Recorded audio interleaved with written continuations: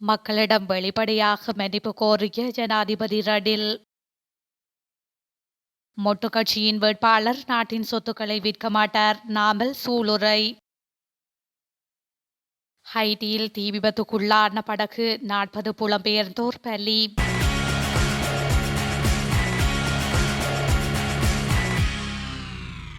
2015ஆம் ஆண்டு அரசியலமைப்பு திருத்தம் தொடர்பில் ஜனாதிபதி ரணில் விக்ரமசிங்க மக்களிடம் மன்னிப்பு கோருவதாக தெரிவித்துள்ளார். ஊடக உரிமையாளர்களுடன் இடம்பெற்ற சந்திப்பொன்றின் போது அவர் இதனை குறிப்பிட்டுள்ளார். அத்துடன் ஜனாதிபதி தேர்தல் சரியான நேரத்தில் நடத்தப்படும் என தெரிவித்த ஜனாதிபதி ரணில், சர்வஜன வாக்கெடுப்புக்கு பின்னரும் ஜனநாயகம் தொடர்ந்தும் இயங்கும் ஒரே நாடு இலங்கை மட்டுமே என்றும் அவர் சுட்டிக்காட்டியுள்ளார். இதேவேளை இந்த நிலைமை பேணுவதற்கு அர்ப்பணிப்புடன் செயல்படுவதால் அரசியலமைப்பு திருத்தங்கள் தொடர்பில் அச்சம் கொள்ள தேவையில்லை எனவும் ஜனாதிபதி ரணில் விக்ரமசிங்க தெரிவித்துள்ளார். மேலும் அரசியலமைப்பு திருத்தங்களை மேற்கொள்ளும் போது குறித்த விடயத்தில் அனுபவம் வாய்ந்தவரான சட்டத்தரணி KN கோக்சியிடம் இந்த பொறுப்பு ஒப்படைக்கப்பட்டதாகவும் ஜனாதிபதி நினைவு கூர்ந்துள்ளார். இந்த நிலையில் 2015ஆம் ஆண்டு அரசியலமைப்பு திருத்தம் கொண்டுவரப்பட்ட போது சட்டத்தரணி சோக்சி உயிருடன் இல்லாத காரணத்தால் இந்த விடயத்தை சட்டத்தரணி ஐயம்பதி விக்ரமரத்னவிடம் ஒப்படைக்க வேண்டிய நிலை ஏற்பட்டதாக குறிப்பிட்டுள்ளார். அதன்படி தனது கவனக்குறைவால் தற்போதைய பிரச்சினை ஏற்பட்டுள்ளதாக சுட்டிக்காட்டிய ஜனாதிபதி அதற்காக மக்களிடம் மன்னிப்பு கோருவதாகவும் தெரிவித்துள்ளார். ஜனாதிபதி ரணில் விக்ரமசிங்கவின் உத்தரவின் பேரில் 22வது அரசியலமைப்பு திருத்தம் வர்த்தமானியில் வெளியிடப்பட்டுள்ள நிலையில் இது தொடர்பில் தமிழ் தேசிய கூட்டமைப்பின் நாடாளுமன்ற உறுப்பினர் MA சுமந்திரன் கேள்வி எழுப்பியுள்ளார்.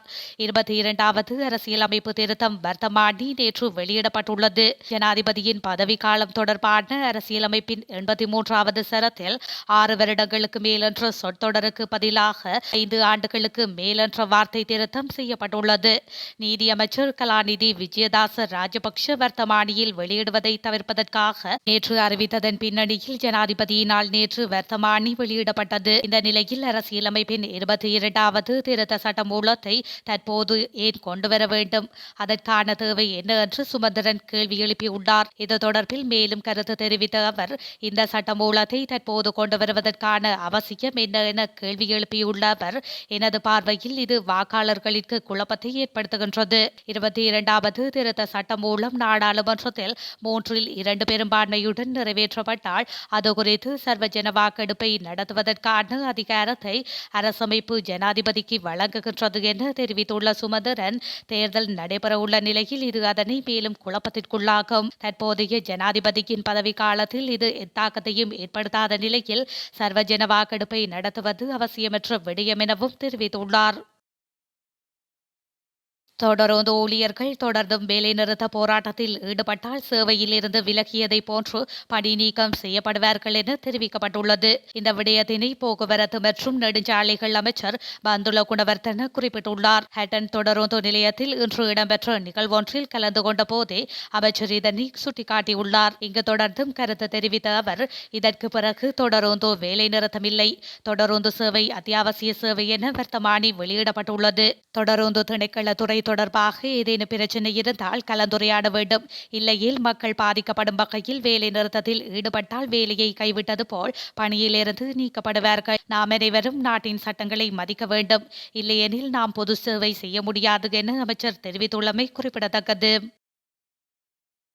எதிர்வரும் ஜனாதிபதி தேர்தலில் ஜனாதிபதி ரணில் விக்ரமசிங்கவோ அல்லது வர்த்தகர் தம்மிக பெரேராவோ போட்டியிட உள்ளமை தொடர்பாக எந்த ஒரு எழுத்து மூல தகவலும் தமக்கு கிடைக்கவில்லை என ஸ்ரீலங்கா பொதுஜன பெரமுனவின் தேசிய அமைப்பாளர் நாமல் ராஜபக்ஷ தெரிவித்துள்ளார். தேர்தலில் ஸ்ரீலங்கா பொதுஜன பெரமுனவை பிரதிநிதித்துவப்படுத்துவது யார் என ஊடகவியலாளர்கள் எழுப்பிய கேள்விக்கு பதிலளிக்கும் போது அவர் மேற்கண்டவாறு கூறியுள்ளார். தொடர்ந்தும் அவர் தெரிவிக்கையில், ஸ்ரீலங்கா பொதுஜன பெரமுனவின் வேட்பாளர் தேசிய சொத்து விற்காமல் நாட்டின் கடனை செலுத்தும் திறன் கொண்டவராக இருப்பார். கட்சியுடன் தொடர்ந்தும் பேச்சுவார்த்தை நடத்தி வருகின்றோம். உரிய நேரத்தில் பொருத்தமான வேட்பாளர் அறிவிக்கப்படுவார் என அவர் மேலும் குறிப்பிட்டுள்ளார்.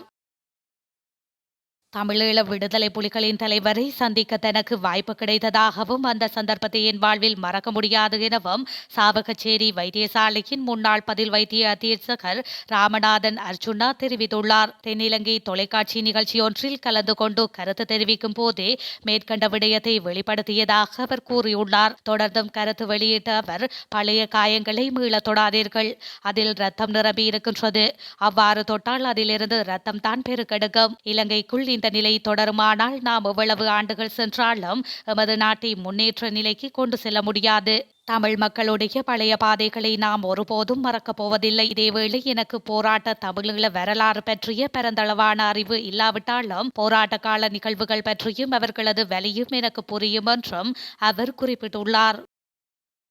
ஃபீல்டு மார்ஷல் சரத் பொன்சேகா எதிர்வரும் ஆகஸ்ட் மாதம் முற்பகுதியில் நடைபெறவுள்ள ஊடகவியலாளர் மாநாட்டில் ஜனாதிபதி வேட்பாளராக போட்டியிட உள்ளதான அறிவிப்பை வெளியிட உள்ளதாக அவரது ஆலோசகர்கள் தெரிவித்துள்ளனர். பொன்சேகாவின் சிரேஷ்ட ஆலோசகரும் பிரதம மூலோபாய நிபுணருமான ஜெகனா கிருஷ்ணகுமார் மற்றும் பொன்சேகாவின் மூலோபாய ஆலோசகர் வெங்கடேஷ் தர்மராஜ் ஆகியோர் இது தொடர்பான உத்தியோகபூர்வ அறிவிப்பு ஆகஸ்ட் 7 மற்றும் 9 தேதிக்கு இடையில் வெளியிடப்படும் என்று தெரிவித்தனர்.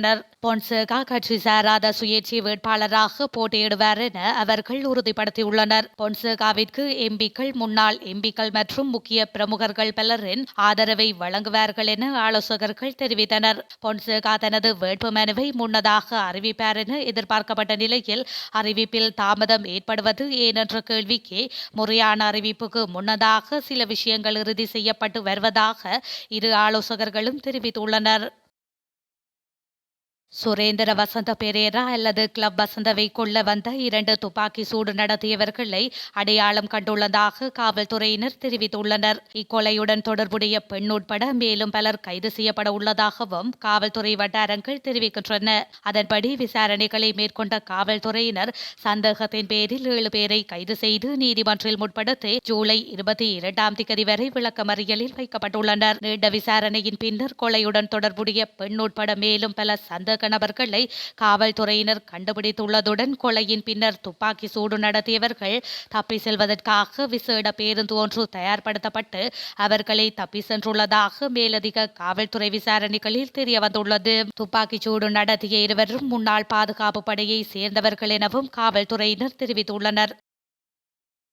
வடக்கு ஹைட்டியில் புலம்பெயர்ந்தோரை ஏற்றி சென்ற படகு ஒன்று தீ விபத்துக்குள்ளானதில் 40க்கும் மேற்பட்டோர் உயிரிழந்துள்ளதாக சர்வதேச ஊடகங்கள் செய்தி வெளியிட்டுள்ளன. குறித்த படகானது ஹேப் ஹைடனில் இருந்து 220 கிலோமீட்டர் தொலைவில் உள்ள டர்க்ஸ் மற்றும் ஹைகோஸ் தீவுகளுக்கு பயணித்துக் கொண்டிருந்த போதே இவ்வாறு தீப்பற்றி விபத்து ஏற்பட்டுள்ளது. இந்த நிலையில் இந்த விபத்தில் உயிர் பிழைத்த 41 பேரை ஹைடியன் கடலோர போலீசார் மீட்டுள்ளனர். மேலும் 11 புலம்பெயர்ந்தோர் தீக்காயங்களுக்கு உள்ளான நிலையில் சிகிச்சைக்காக வைத்தியசாலைக்கு கொண்டு செல்லப்பட்டுள்ளனர். அதேவேளை படகில் தீ விபத்து ஏற்பட்டமைக்கான காரணம் இதுவரை கண்டறியப்படாத நிலையில் அந்த நாட்டு அதிகாரி ஒருவர் படகில் இருந்தவர்கள் மெழுகுவர்த்திகளை ஏற்றியிருந்ததன் காரணமாக பெட்ரோல் நிரப்பப்பட்ட கொள்கலனில் பட்டு தீப்பட்டிருக்கலாம் என தெரிவித்துள்ளார்.